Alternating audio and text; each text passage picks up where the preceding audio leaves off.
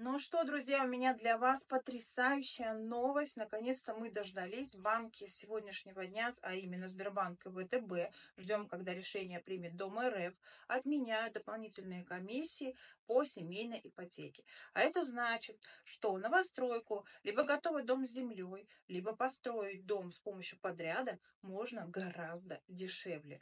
Теперь банки не берут дополнительные выплаты по семейной ипотеке. Но есть нюансы. Скорее всего, количество одобрений изменится в меньшую сторону. И те клиенты, которые уже одобрены в банках по семейной ипотеке, либо уже идет сделка, если они не хотят платить комиссию банку, соответственно, их заявка идет на пересмотр, и тогда возможен отказ. Поэтому решение за вами. Подписывайтесь в мой телеграм-канал, ссылка в шапке профиля, там более подробная информация.